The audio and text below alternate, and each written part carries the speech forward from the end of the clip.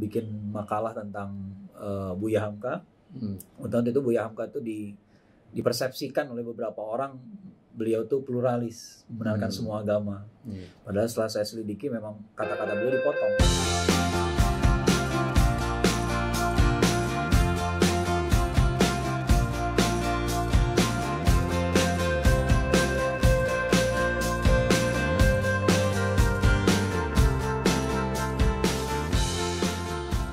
Saya memang ceritanya agak berliku-liku juga ya.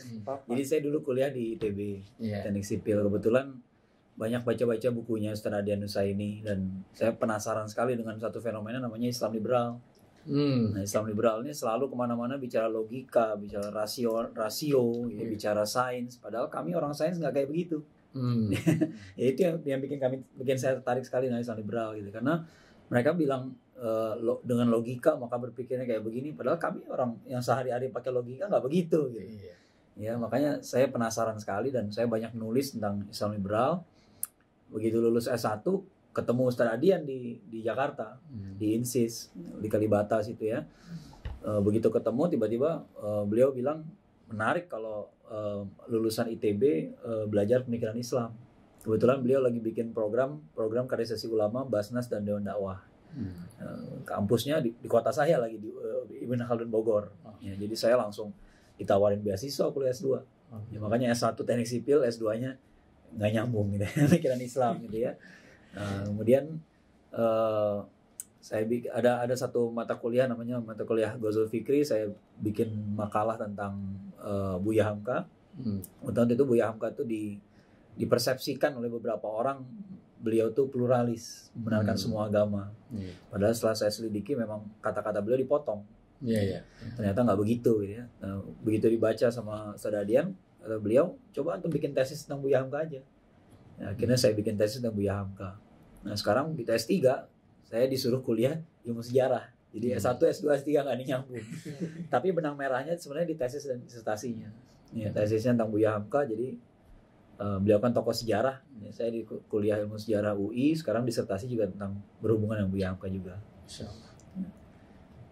Ketika Allah membuat bagaimana orang iman itu dipatahkanlah, bukan tidak rasional, tetapi bahwa kadang-kadang Islam ini tidak bisa dijangkau oleh akal. Ada bukan kita tidak masuk akal, cuman akal kita nggak bisa jangkau. Karena kalau semuanya pakai rasional, ibadah itu ketika Allah menurunkan surat Al-Hujurat ayat 14, ada orang Arab itu Arab tapi pedalaman datang mengatakan iman, kamu belum iman, kamu baru Islam. Ketundukan itu memang hal yang sangat penting. Biasanya karena ada perilaku agama yang tidak dirasionalkan. Atahiyat gini ya gini saja. Itu nggak bisa saya PDIP, saya gini, saya PAN gini, saya PKB begini, OC, nggak bisa atahiyat gini. Ini ada satu. Dan itu sejak awal ditanamkan pada kenabian.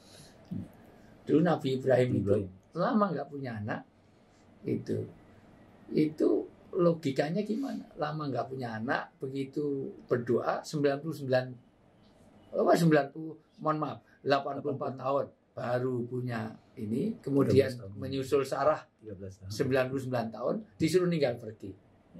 Sudah lama nggak punya anak, ambil sunan pergi, begitu pulang suruh nyembelih. Nggak masuk akal. Ini kalau orang-orang liberal, ini berarti salah ketik, ini wahyunya, ini salah ini. Lama nggak punya anak, kalau suruh nyembelih. Banyak. Nabi Musa itu, mohon maaf, dulu lahir dalam keadaan bagaimana peraturan harus dibunuh. Tetapi justru wa'aki fil yami wa'auha ila ummi Musa, ibunya Nabi Musa namanya Zuhanida, disuruh buang ke sungai. Ini kalau belajar ini, atau kalau kita ke Mesir itu indah sekali, karena Mesir itu bumi para nabi yang paling banyak, paling lengkap, karena sejarah Musa paling banyak di Al-Quran. Logikanya nggak masuk. Wong biar ini selamat suruh buang ke sungai. Sungainya bukan Ciliwung ya. Sungainya Nil. Sungai Nil itu jangankan itu. Ikannya ikan Nil itu, udangnya udang Nil. Kudanya kuda Nil. Kuda Nil itu untuk makan bayi itu nggak perlu waktu. Tetapi Justru kenapa nggak suruh cari polisi, cari satpam, cari security supaya aman? Nggak masuk akal. Nabi Nuh begitu dakwah 950 tahun jengkel karena apa, ini nggak ada yang mau, cuma 80 orang 950 loh. Malah suruh bikin perahu. Ini nggak masuk akal. Cari air saja susah. Nah, ternyata memang agama itu diperlukan ketundukan, di mana tidak semuanya pakai akal. Maksud saya ada misalnya orang wudhu pakai air, nggak ada air, tayamum. Tayamum kok pakai debu, ini sekarang pakai bedak turis misalnya, nggak bisa.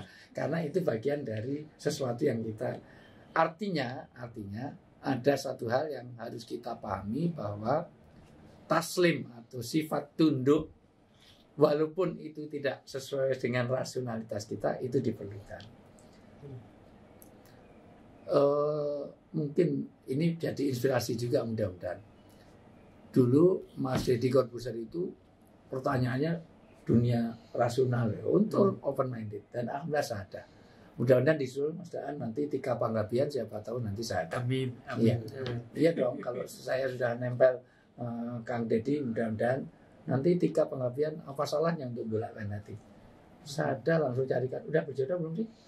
Belum. Nah, itu langsung carikan. Insya Allah tetap mau cari. Masya Allah, tapi inspiratif. Masya Allah. Kapan-kapan memang karena itu secara masif harus berpikir itu banyak anak-anak muda, bahkan belakangan ada yang konsultasi ke sini, orang nggak mau sholat, alasannya as-sholat lidikri, padahal dia lulusan perguruan tinggi Islam, nggak usah saya sebutin IAIN ya, nggak usah dia SAG, sarjana alam gaib, sarjana agama, tapi sudah malas sholat. Karena apa? Menurut saya sholat itu untuk mengingat. Kalau udah ingat nggak perlu sholat. Kedua, periodisasi. Ini Pak datang ke sini nanya. Turunnya sholat itu setelah periode Madinah. 2 tahun setelah Madinah baru perintah untuk sholat. Jadi dia masih periode Mekah. Nah, jadi nanti sholatnya nanti ya mudah-mudahan masih hidup ya. Dia lebih hebat daripada Rasulullah kan itu Masya Allah.